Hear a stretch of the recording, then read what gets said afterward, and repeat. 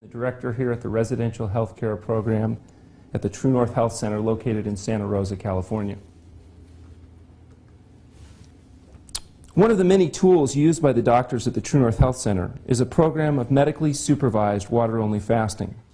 In the past 25 years, we've supervised the fasting of over 7,000 participants with a variety of health concerns including high blood pressure, type 2 diabetes, obesity, and autoimmune diseases including lupus, rheumatoid and osteoarthritis, colitis, asthma, and psoriasis. Today I'll be discussing our experience in the use of fasting in a variety of conditions, but I'll start with a condition that is common, deadly, and very responsive to fasting. That condition is high blood pressure.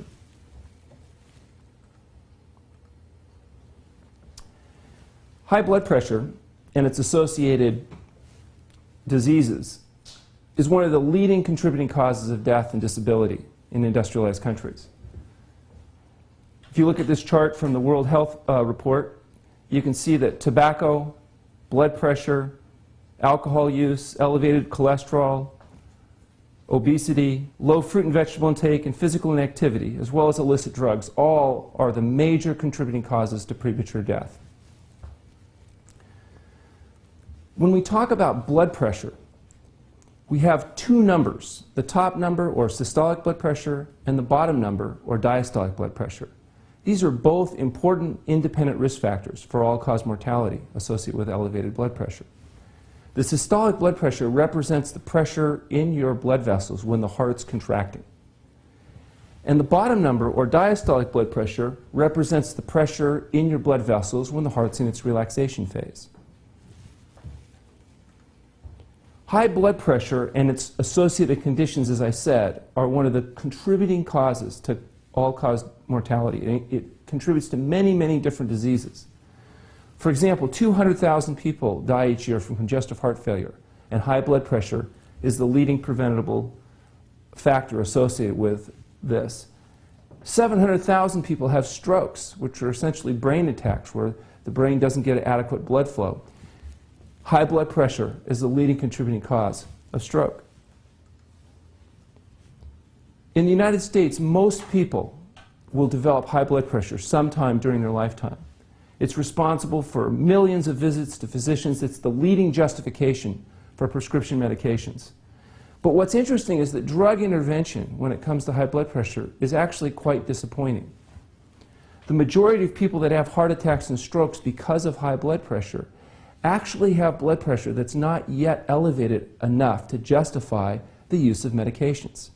Because there are risks associated with medications, they don't recommend blood pressure medications until such time as the risk-reward ratios of those medications is positive. For example, a person that has a blood pressure of 138/88 is absolutely at increased risk for having a heart attack, about 5-fold compared to those that say have a blood pressure at a healthier level of 110/70. But at 130/88, most studies indicate that the risk of a medication can exceed the benefits. And so it's not typically recommended unless a person has some concomitant end-organ target disease or other issues. For every point that the systolic blood pressure is reduced 1 point through diet and lifestyle intervention, there's a 1% reduction in all-cause mortality. That is not just deaths from heart attacks or strokes, but deaths from any cause is reduced by 1% for every point the systolic blood pressure is dropped. And that benefit goes down probably all the way to 90/60, which according to some research is what probably optimum blood pressure is for human beings. This is how we manage blood pressure today, various forms of medications. And what's interesting is that most research suggests that the more expensive newer medications don't actually work any better than the less expensive older medications. Once medications are no longer effective, there is a sophisticated amount of mechanical interventions that are used to try to deal with the consequences of blood pressure, none of which are very satisfying. If we look at thousands of studies that have been done on what does work at lowering blood pressure, we find out there's actually been a large body of evidence supporting certain interventions. For example, weight loss. For every kilogram of weight that's lost, there's an average 1.6 drops in systolic blood pressure. People that lose a lot of weight often get significant benefits in overall reductions of their blood pressure. A vegetarian high-fiber diet, even independent of weight loss, is associated with a reduction in blood pressure. Alcohol reduction. Now, I know many of you believe that alcohol is some sort of health food. You've actually heard some physicians actually recommend alcohol in relation to people that have cardiovascular problems. But alcohol is not a health food, and it's not your friend when it comes to blood pressure. Eliminating alcohol can result in substantial reductions in blood pressure. You know the expression that statistics don't lie, but liars use statistics? Well, I think there's no place that that's probably more true than when it comes to the promotion, sometimes the shameless promotion of alcohol as sometimes some kind of health benefit. Now, there's no denying that, for example, in wine, there still are some residual nutrients that haven't been completely destroyed in the process of making wine. Those same nutrients, for example, may be present in eating foods like fresh grapes. It actually turns out that many of these agents are actively in the skin itself of the grape. But nobody's giving you front page headlines telling you to eat grapes, but they are recommending that you consume alcohol. Exercise is associated with a 7 to 8 point drop on average in systolic blood pressure. So people that engage in regular aerobic exercise, walking, hiking, biking, swimming, things that get your heart beating, that get you sweating, are associated with a consistent and predictable reduction in blood pressure. Drugs are also effective at lowering blood pressure, and any combination of medications on average can be associated with a drop of about 12 points in systolic blood pressure. Now, that 12-point reduction from medications is enough to reduce your risk of dying, for example, from consequences like stroke, enough to offset the increased risk of dying as a consequence of the medication. So the risk-reward ratio for people with the highest levels of hypertension does support the use of medications. But what's interesting is aggressive sodium restriction, that is sodium restriction of greater than 1 milligram of sodium per calorie, or around 2,000 milligrams a day of sodium or less, is actually associated with substantial reduction in blood pressure that, according to some studies, actually exceed the benefit derived from medication use. And a combination of those interventions, that is, weight loss, vegetarian diet, eliminating alcohol, instituting exercise, and restricting sodium, was done by my colleague John McDougall at St. Helena Hospital, where he looked at several hundred people's blood pressure and what happened to them when he implemented a health promotion program. And he found an average drop of 17 points, which is amongst the larger effects in the scientific literature at reducing blood pressure in humans. Now, this treatment F here was a study that we conducted along with our colleagues from Cornell University here at the True North Health Center. And in this study, we were able to demonstrate an average drop of 37 points in blood pressure. We took 174 consecutive patients that had high blood pressure, and 174 people were able to achieve a reduction in blood pressure enough to eliminate the need for medication. And the average drop of 37 points was exceeded only by the average drop in the patients that had stage 3 hypertension, that is, those that started at 180 milligrams or higher on the systolic blood pressure. They actually dropped an average of 60 points on average. And actually, those numbers are even higher in the sense that many of those people were initially medicated, and their baseline blood pressures were taking on medication. And yet at the end of the study, all patients were off all medications. And so whatever effect the medications may have been having are actually added to the effect sizes that we were able to demonstrate. If we look at the results in this study, you'll see here on this chart that the average blood pressure of our stage 3 hypertensives was 194 at the completion of fasting, which ranged from 5 to 24 days. Their average blood pressure was just 134. For those that started with more moderate levels of hypertension, the results were predictable, as you can see from this chart. The reality is that patients with high blood pressure, if they undergo water-only fasting and then follow it with a health-promoting diet and exercise program, are able to demonstrate the largest effects that have ever been published in the scientific literature in treating high blood pressure in humans, as we were able to show in this study that appeared in JMPT in 2001. It took us a long time to get that first study published. And it was interesting, actually, in presenting our results to a variety of various journals, we got a variety of interesting responses. Ultimately, we did get it published in a peer-reviewed index journal, and it made our publication of our second study much easier. It took us 12 years to get the first paper completed. It took us about 12 months to get the second study done. And in this study, we took a different group of patients that had what's considered borderline hypertension. High enough to increase the risk of dying, but not so high as to justify the need for medical intervention in terms of blood pressure drugs. And we put them through a very similar process, 5 to 40 days of water-only fasting, followed by a health-promoting diet, and demonstrated very predictable and consistent results as well. That paper appeared in 2002 in the Journal of Alternative and Complementary Medicine. Both of these papers were reviewed by Clinical Nutrition Updates, where they did kind of a review of the work that we had done and concluded that fasting appeared to be a safe and effective means of dealing with high blood pressure in humans. Once our papers were published, we began to get interest from both researchers as well as clinicians. One of the groups that expressed interest in the work that we were doing was the International Union of Operating Engineers, that's Local 3, a very large labor union. And they were interested in finding ways of reducing their progressive and increasing costs for managing high blood pressure and diabetes and related conditions and the consequences that occurred because of them in terms of medical costs. And so we were invited to a meeting of this union. These are the guys that run a lot of the big equipment that you see that builds the highways. And they tend to be hard-working individuals. Here's my grandson, Colin, sitting in the cab of one of these vehicles.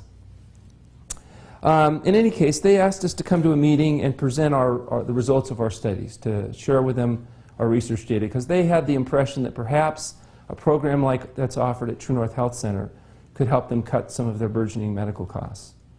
And so we went and we presented our data, and they had different representatives there. One of the gentlemen had had some background working for the National Institute of Health as a consultant. He suggested that perhaps that a health promotion approach like this would actually save them money. There was an active discussion that ensued. One of the representatives of the contractors expressed a concern about the fact that they were already spending tremendous amounts of money on the health care benefits of these individuals, and that it seemed unreasonable to now also request that they be offered to go on some kind of luxury vacation. Admitted perhaps it wasn't exactly a vacation. One of the gentlemen who was actually an actuary who calculates the monthly pension benefits of the individuals that managed to survive long enough to get to retirement raised a question. He said, "Dr. Goldhammer, if we do this program and it works, won't they live longer?" And that was a rather interesting question. I wasn't quite sure exactly how to answer that, because there's no question if you don't die early, then you tend to live longer, and that's going to result in additional payouts for pension benefits. But I didn't have to say too much, because one of the crane operators, I kind of knew he was a crane operator because his neck was much thicker than my thigh, so I could tell he was a hard-working guy. He stood up and he said, "Listen, little man," addressing the actuary. He said, "You should remember who you work for. You work for us, and I suggest you do a calculation and figure out how much money we're going to save if I were to come over there and break your neck." After a long discussion, they voted unanimously to make our program a fully covered medical benefit for any member of the union or their family that suffers with high blood pressure and diabetes, or diabetes. And as a consequence, we began to admit members of the union that had these conditions, and we did another study.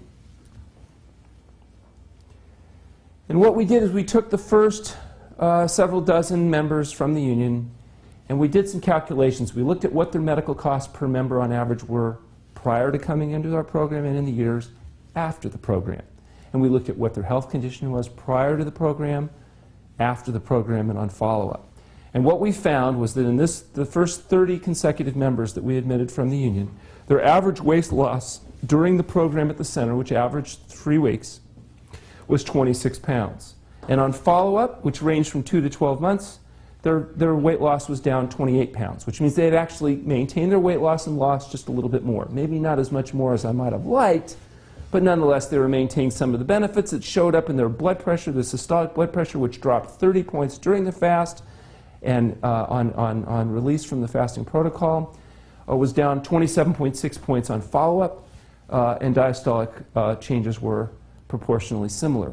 What that meant was that they had, in fact, been able to sustain much of the benefits they got from our intensive inpatient experience, where they underwent water-only fasting in a medically supervised setting, went through a health-promoting diet and lifestyle program, which we implemented at the True North Health Center, and then followed the recommendations when they went home at least well enough to maintain much of these results.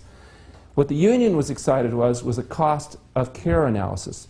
It turns out that the cost to the union out of pocket per member was $57.84 prior to going through the True North Health program, and just $3,000 in the year after the program, which means their total medical costs had reduced more than the entire cost of the union of the program itself in the first year alone.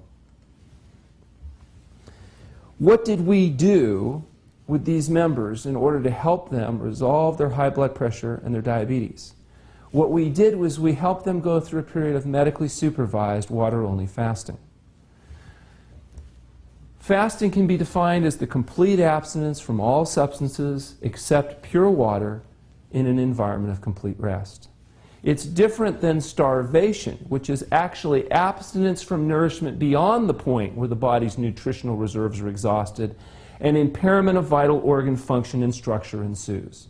In other words, first you fast, and if you fast long enough, if you go enough days, weeks, or months to deplete your labile nutrient reserves, you eventually enter a process called starvation. And starvation ultimately would result in death. So we don't fast people into starvation because that would negatively impact our long-term outcome data.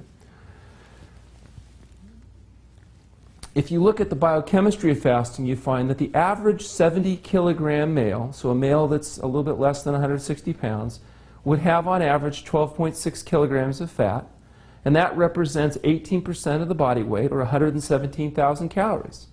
With a basal metabolic rate of 1 calorie per kilogram per hour, that equals about a 70-day supply of fuel. So the average thin male would have potential reserves, at least nutrient reserves, fat storage of about 70 days. But what's interesting is even moderate activity will double caloric utilization and increase protein utilization as well. So one of the important things we have to do to adapt to this biological adaptation of fasting is to ensure that people get rest. There are actually 4 phases that we can think about in relation to fasting. The first is the gastrointestinal phase, and it lasts about 6 hours, and that's when you utilize the nutrient reserves that are in your intestinal tract. Everybody fasts. If you think about it, you eat your dinner and you go to bed and you don't eat again until the morning when you eat a meal called breakfast. You break your fast of the evening before, and by the time you get to breakfast, you've actually gone through this gastrointestinal phase. You've used up the nutrient reserves that were in the intestinal tract, and you've begun to call on these other phases of fasting in order to sustain yourself. One of those phases, glycogenolysis, is where you're using glycogen stores as a source of sugar for both your muscles as well as your brain being the largest burner of glucose in the body. There's another process that comes in called gluconeogenesis. Now this is a process where you break down protein in order to elaborate nutrients that can be used for fuel. And another phase of fasting, or ketosis, is where your body utilizes the byproducts of fatty acid metabolism to produce ketone bodies, which actually can then be burned by the brain. The human being is one of the few animals on the planet that has the ability to actually convert from burning the normal fuel, which is glucose, to burning a byproduct of fat metabolism, which are ketones. And so this is a unique adaptation that makes it possible for us to fast. Were it not for this biological capacity, we would not be able to fast for very many days before we rapidly deplete our protein reserves and enter starvation. By the end of the second week of fasting, the majority of energy is actually derived from the metabolism of ketone bodies. Most of our fuel is coming from breaking down fat. And as I said, even the brain itself begins to burn predominantly ketone bodies rather than its normal exclusive fuel of glucose. The biochemistry of fasting induces metabolic and hormonal changes essentially to draw upon our supply of fat, to spare our vital proteins, and to conserve nutrient resources. Because what your brain is doing is saying, there is nothing to eat, so we need to begin to enter this adaptive state to conserve our resources until food is once again made available. And it works out very well. For example, if spring comes late, your body's capable of adapting to that state without dying.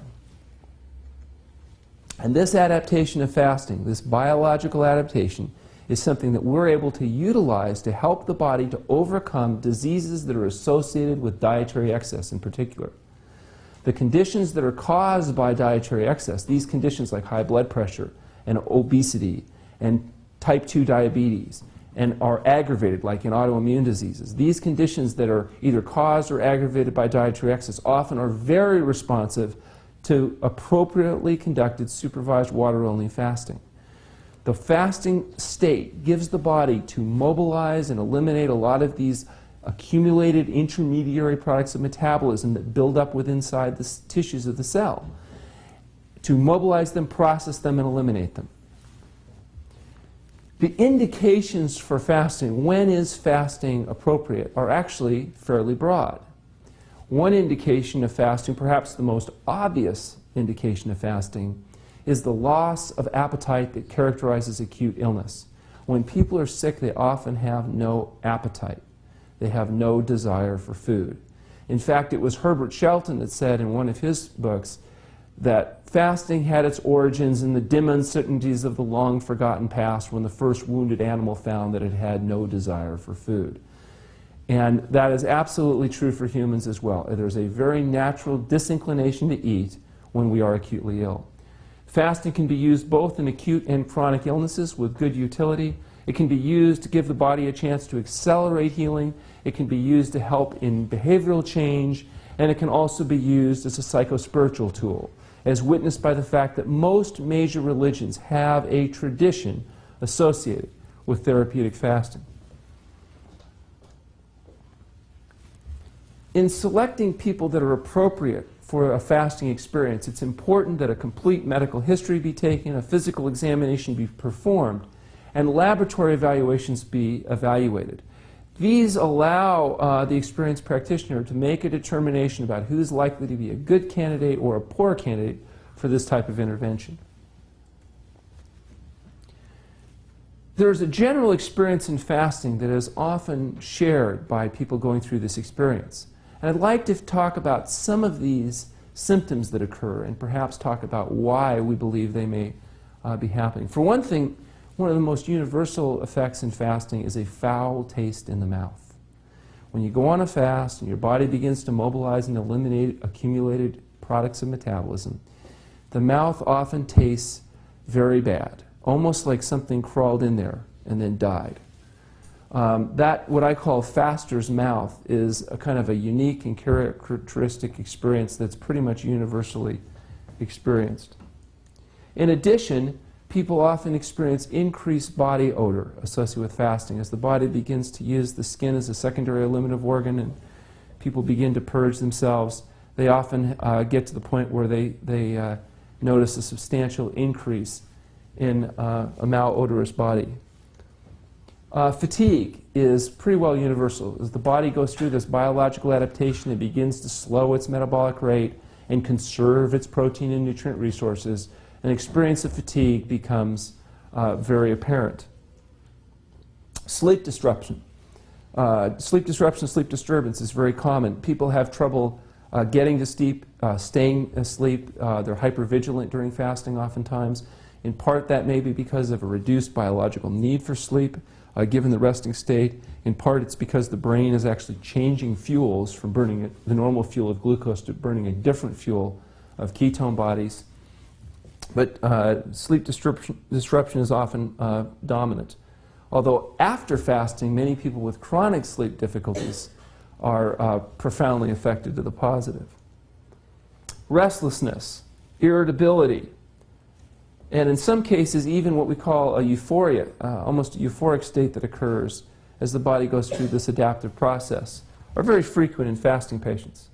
Dizziness is very common. Orthostatic hypotension, where people get up and get dizzy. Again, the body's adapting by slowing everything down. You get up too quickly, the blood has trouble getting to your brain efficiently because of this reduced autonomic tone, and as a consequence, your brain can induce a dizzy response in an effort to make sure that it doesn't get starved of oxygen. The answer to that, of course, is ensuring people move around slowly and don't engage in inappropriate activities during fasting. Aches and pains. Many chronic problems will become much more acute during fasting. Many things even that didn't bother you before fasting may bother you during fasting. For example, low back pain. It's very common early phase fasting. In part that may be because the kidneys themselves are processing the blood where a lot of these materials are being metabolized and introduced. And the kidneys are the main detoxifying organ of the blood, and when they produce urine, it essentially is the byproducts of having filtered the blood.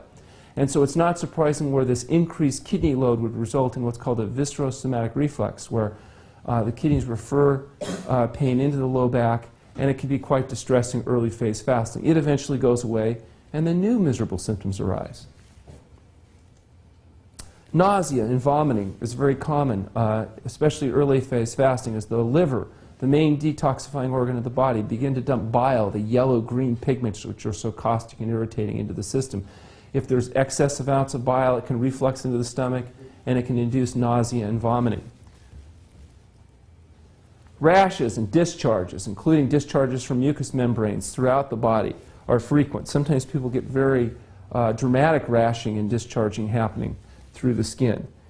And the healing crisis itself, where chronic problems become acute and people feel miserable, and then oftentimes, interestingly enough, those chronic problems resolve.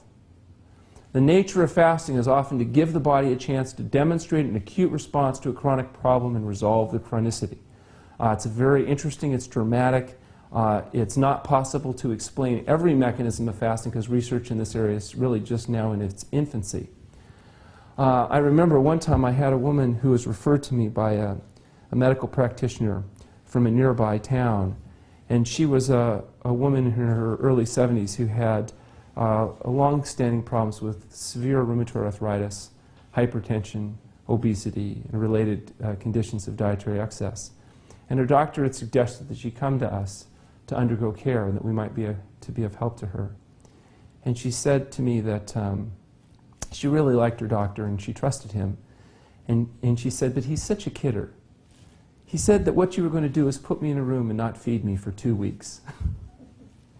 She thought that was the funniest thing, until I explained to her it would be more like 3. And that we called it therapeutic water-only fasting. And she became a little bit alarmed, and she said, well, do you mean nothing at all? And I said, yes. And she said, what would happen if she did that? I mean, would she actually survive it, not eating anything but water only for up to 3 weeks? And I said, yes, she would survive it, and that what would happen is first, she would have a foul taste in her mouth, as if something crawled in there and died. And then she'd have increased body odor, where she wouldn't even want to be in the same room with herself. And then she'd have fatigue and sleep disruption, restlessness, irritability, dizziness, aches, pains, nausea, vomiting, rashes, discharges, and maybe some healing crisis. And finally, hearing that list of symptoms that she was likely to experience, she interrupted me and she said, "My, you're quite the salesman. Where do I sign up?" But in any case, she came in and she fasted. It ended up being a 26-day fast. And she had a remarkable result. She was able to get off of her medications. She was able to normalize her blood pressure. She got out of pain. She lost her weight. And she went back home to visit the doctor that had referred her. And he called me up the day that she came into his office. And he seemed rather excited. He said it was rather dramatic, seeing the tremendous clinical changes in just a few weeks. He'd never really seen anything quite that dramatic before. And he said, but she said that she had fasted for 26 days. How did we get her to fast for 26 days? And I said, well, because I thought I'd give him a hard time. I said, well, doc, she was so resistant, what we decided to do finally was just tie her up. And he said, you did not. And then he turned to her and said, did they tie you up? Because he wasn't quite sure. He later actually joined our staff until his retirement, and because he said he wanted to spend the last years of his practice doing something worthwhile and actually getting people well. So he was very impressed. She had a good outcome, and she did very well. She stuck to the program.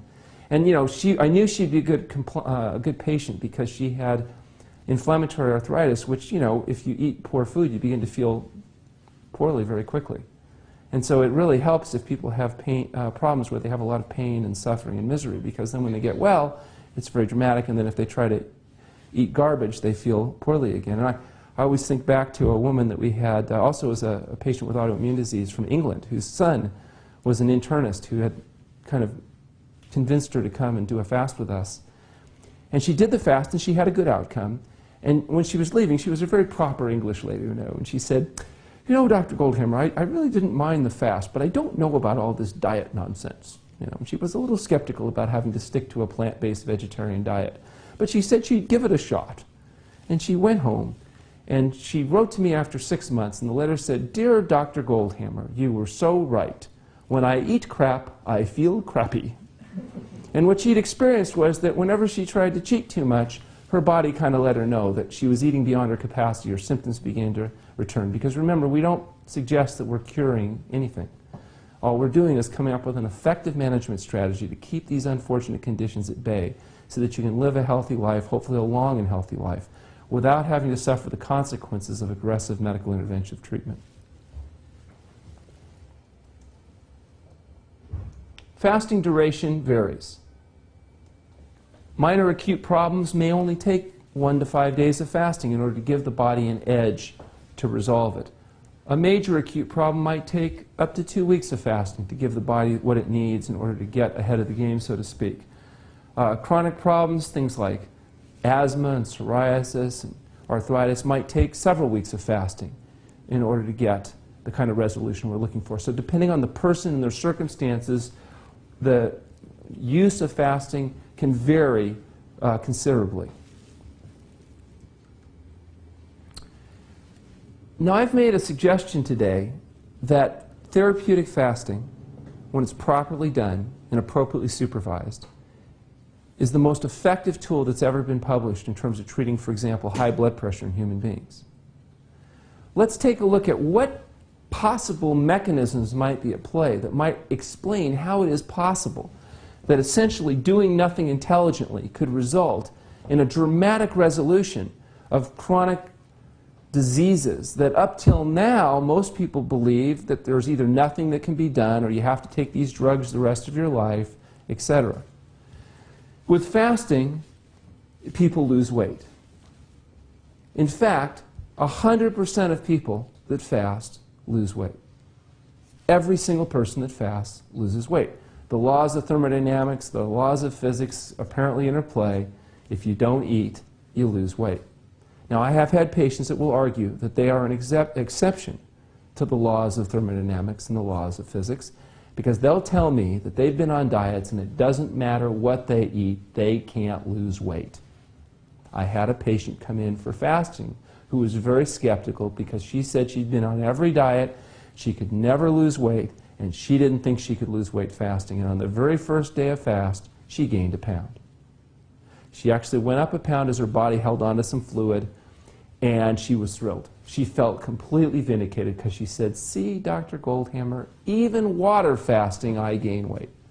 Now, overall, she lost a pound a day just like everybody else that fasts. Average weight loss in fasting is a pound. It wasn't an exception in her case. In addition to weight loss, there's a process called natriuresis. Natriuresis is the body's selective mobilization and elimination of excess sodium in the system. And as the body flushes out the excess salt, the excess blood volume that goes along with that excess salt and the excess fluid that goes along with that excess salt goes with it. And so we see rapid reductions in things like edema and swelling, in congestive heart failure, in conditions where there's excess fluids collecting. Those symptoms begin to reduce quickly. And so people can lose not just a pound a day of tissue normally associated with fasting, but many pounds a day initially as they diurese and get these excess fluids out of the body. That can affect improvement in breathing, cardiac function. It can allow better circulation, so non-healing wounds begin to heal. You see lots of changes associated with this powerful diuretic effect associated with fasting. And everybody that goes through water-only fasting appears to experience this type of a response. In fact, even small amounts of carbohydrate, like might be introduced where you have juice fasting or modified fasting, will significantly change the rapidity with which this process occurs. The traditional mechanism of fasting has been thought to be detoxification. Detoxification, mobilizing and eliminating toxins in the body. Well, what are we talking about when we say toxins?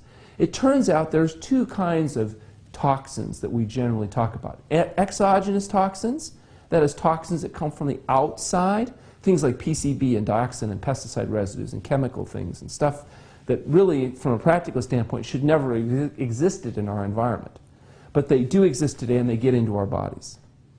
And endogenous toxins, which in some cases aren't really even technically toxins, things like uric acid and cholesterol and things that are supposed to be there. They're normal byproducts of metabolism, but when they're there in excess quantity, may present problems. And things like intracellular pigments like creoid or lipofuscin or other types of materials that are actually thought to be part of the aging process itself, where these materials begin to build up over time inside our cells, till eventually they can begin to mechanically and or chemically interfere with cellular function and contribute to the processes such as aging and ultimately cellular death.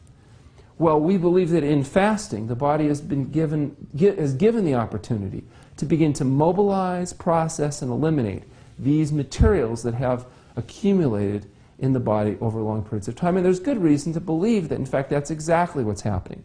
Whether we'll look at the studies on PCB poisoning or pre and post fat biopsies and studies where they show total levels actually drop, to our clinical experience watching these changes occur in people. Detoxification occurs during fasting. In fact, some people have believed that the detoxification is so rapid, in fact, that you have to take expensive proprietary nutrient supplements to ensure that your various phases of detoxification are adequate to keep up with the load that's generated by fasting. In our experience, in fact, that's not true, that patients that are adequately nourished prior to fasting are able to very efficiently keep up with the load generated by the body, mobilize and eliminate these products, and it results in both subjective and objective improvement in a variety of physiological functions. For example, many patients have elevated liver enzymes that are demonstrated on blood tests that indicate inflammation or damage to the liver. In fasting, it's true that sometimes those levels will actually go up even higher while you're fasting. And if you continue to fast, they'll actually not only go back down to your pre-fasting levels, but actually sometimes will completely normalize, suggesting that the body's not only has the body been able to generate an acute healing response, but actually resolve sometimes these ongoing problems. Enzymes are proteins. Enzymes are proteins that catalyze physiological functions. Enzyme systems are used to mobilize things like fat, carbohydrates, and proteins, and they're also used in the detoxification process. Now, what's interesting, when you fast, you force your fat, protein, and carbohydrate mobilizing enzyme systems to be induced, much like a competitive athlete does when they do marathon training. They get better at gluconeogenesis. They get better at lipolysis because they induce enzyme systems necessary to carry out these physiological functions. Well, fasting does the same thing. Fasting forces your body to mobilize fat stores, for example, and it induces enzyme systems associated with that need. Those enzyme systems apparently persist even after fasting has been completed. And so many people find, for example, that have problems with blood sugar regulation. They get symptoms that might require their well-meaning but misguided physician to recommend multiple small meals in order to sustain their energy. That after fasting, they no longer have to engage in these practices because they're able to mobilize and utilize their glycogen stores, for example, more efficiently.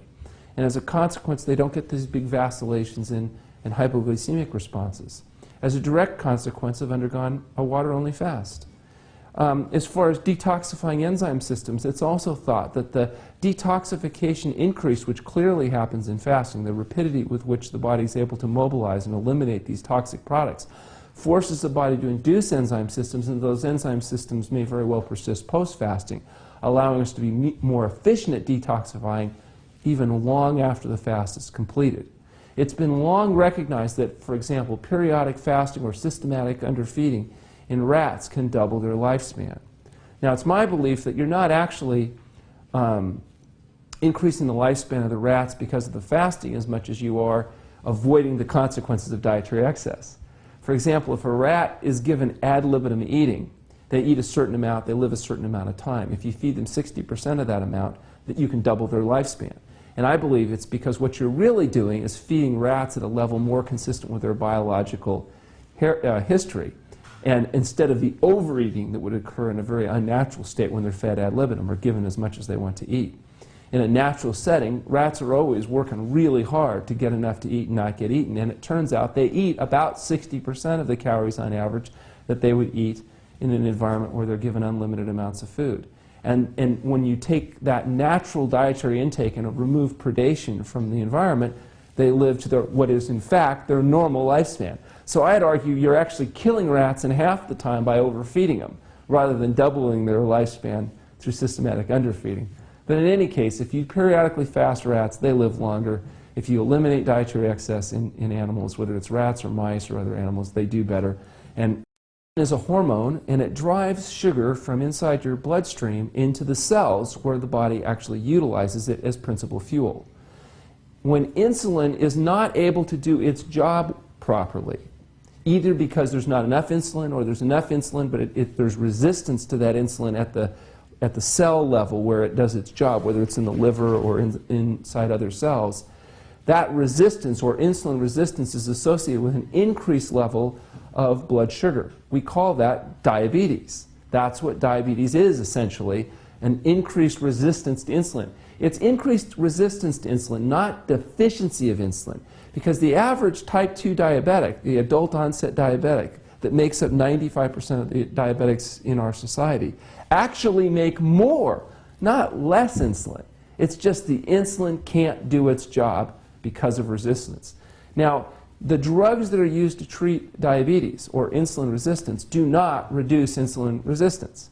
They're not effective at resolving the fundamental problem there. But what is effective at reducing insulin resistance appears to be fasting. A health-promoting diet and exercise following fasting combined together is the most powerful tool we've seen at helping people normalize their blood sugar and create an internal environment where they can sustain normal blood sugars, and in a large percentage of cases without the ongoing need for medication.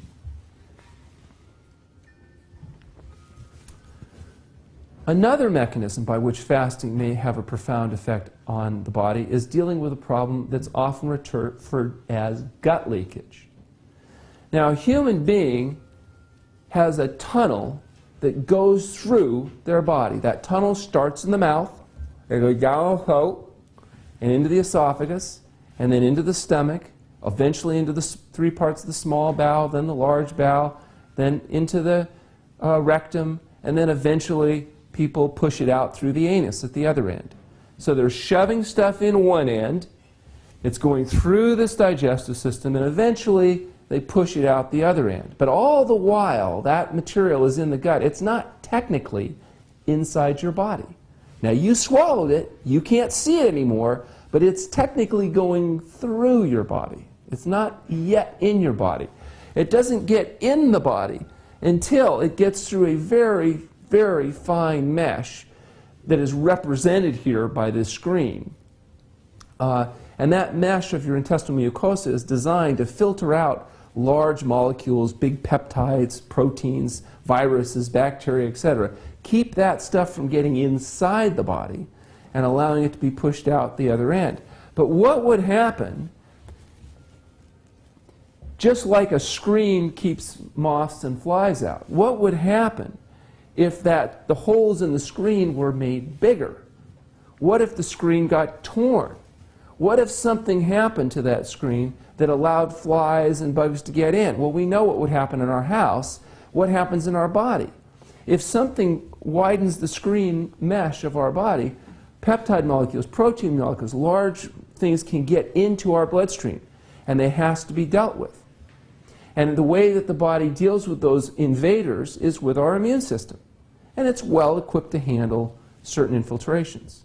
However, in genetically vulnerable people, if this process of gut leakage, that is leaking in things into the body that's not supposed to be there, is excessive, in those genetically vulnerable people, the immune system, for reasons that we're still trying to understand, goes awry.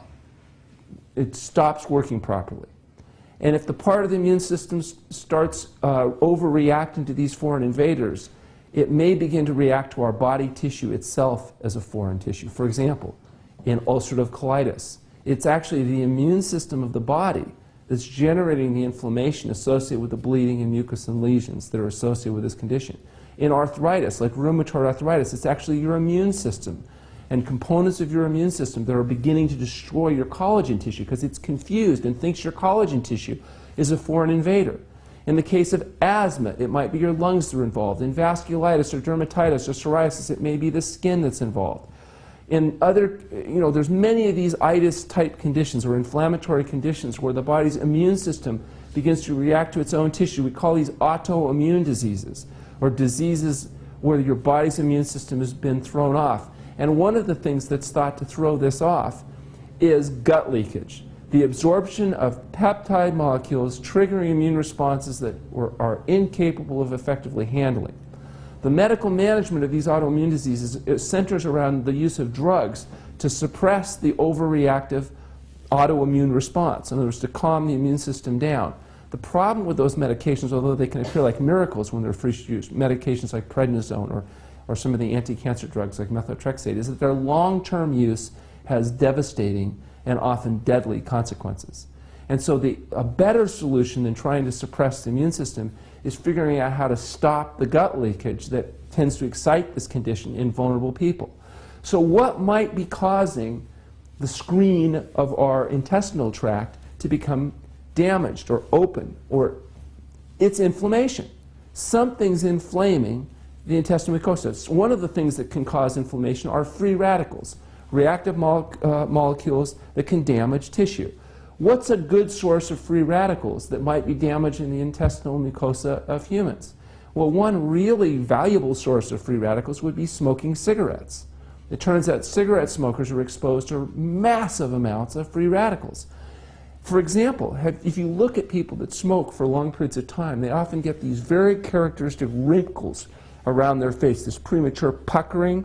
Call it like smoker's face. It's when you look at somebody, you can almost tell, even not knowing anything about them, they've probably been a big smoker because they got that prune-like appearance that their face, because that is collagen tissue being damaged with cross-linkaging, secondary to free radicals. And it's not just their faces that are being affected by cigarettes, but tissues throughout their body, including the enamel lining of their blood vessels, which allows sores to form that are associated later with atherosclerosis and plaques and clots and heart attacks and strokes, which is probably one of the reasons why smokers are at much higher risk for some of these other conditions. The free radicals from smoking damages the body. What are other sources of free radicals? Well, for example, the digestion of alcohol. The peroxidation of alcohol yields a lot of free radicals. And so drinking alcohol on a regular basis may be associated with this kind of damage. The use of high fat, particularly high temperature heated fats, like you would get when you eat the flesh of animals after you kill them. When that's cooked at high temperature, you yield a lot of free radicals. So that's why people that are on high animal fat, high animal protein diets may have so much substantially increased risk of many of these diseases. Heated oils, particularly fried foods cooked at high temperature, also an excellent source of high-dose free radicals. So if you want to get a lot of free radicals and get the premature wrinkling and increase your risk of dying slowly from these various conditions or rapidly from the consequences of these conditions, a good thing to do would be to smoke, drink alcohol, and eat greasy, fatty, slimy, dead, decaying flesh foods and lots of heated fats and oils. On the other hand, if you'd like to avoid this type of vulnerability to gut leakage, we want to avoid the products that tend to cause the free radical formation. And at the same time, you can choose to avoid foods that lend themselves to gut leakage. It turns out there are some foods that in the inflamed gut cause more problems than others. For example, dairy products. The proteins associated with milk, cheese, yogurt, and products that contain these products are much more reactive clinically than some other proteins. So avoiding dairy products can be very helpful for people that have these autoimmune type responses. Glutinous grains, particularly wheat, rye, and barley, when processed into flour products, often are aggravating for people that have these particular vulnerabilities. And so in those patients, we tend to avoid those types of food products. A way to get the gut that's already inflamed to heal can be associated with therapeutic water-only fasting. It turns out in fasting, if we measure the acute phase reactive proteins that are a monitor of this type of inflammatory process, those acute phase reactive proteins begin to normalize. The inflammation begins to go down, and people begin to heal. If you can fast a person long enough to heal the gut, and then avoid introducing those proteins or those food factors that cause inflammation or lend to gut leakage, you can manage the conditions associated with autoimmune disease. That's why we see patients with lupus and rheumatoid arthritis that are told that diet has nothing to do with their condition. There's nothing they can do. Nobody gets well. It's just about taking these drugs until the consequences occur. We find very different experiences. These people with these problems often get dramatic improvement. And to the degree that they stick to a health-promoting diet and lifestyle, they can often manage and maintain their condition for years or decades.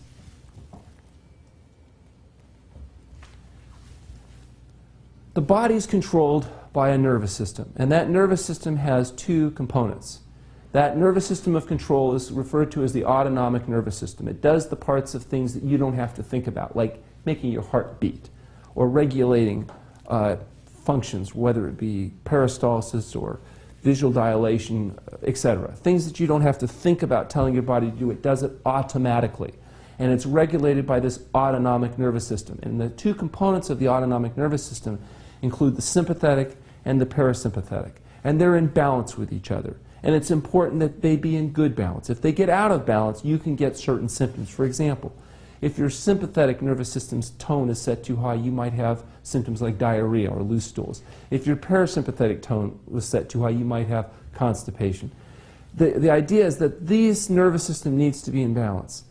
And when the nervous system gets out of balance and we have symptoms, we try to figure out ways to get the nervous system back in balance. And we've discovered literally hundreds of healing systems which work more or less effectively at getting the autonomic nervous system back in balance. And in fact, autonomic normalization may be the mechanism by which many of these common healing techniques actually work. For example, chiropractic manipulation, osteopathic manipulation, massage therapy, biofeedback and yoga, relaxation techniques, homeopathy and acupuncture, many healing conditions that are commonly utilized, all work to more or less effective result at helping rebalance the autonomic nervous system and helping ameliorate some of the symptoms that are associated with this imbalance.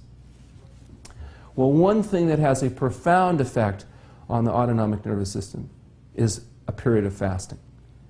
Fasting is almost like rebooting a hard drive on a computer. If you take a computer and you shut it off and you reboot it, it's amazing how many things kind of clear themselves out when there's been some corruption or some problems on operating function. Many times that's all you have to do is reboot the system. Well, that's what fasting acts like in human beings. It's like rebooting the system, setting it back to baseline. Psychospiritual impact. There are a few religious traditions that don't have a history and tradition associated with fasting. Most religions recognize the profound effect a period of fasting can have, both on physical, psychological, and certainly in spiritual realms. Although many people think if you don't eat, that will compromise your immune system's ability to heal itself, it turns out that some of the immune system's enhancements, for example, helper killer T-cell activity, etc., are actually found to be enhanced during the fasting process. And many things that seem to be chronic, annoying problems that don't seem to heal, once people begin fasting, oftentimes heal rapidly.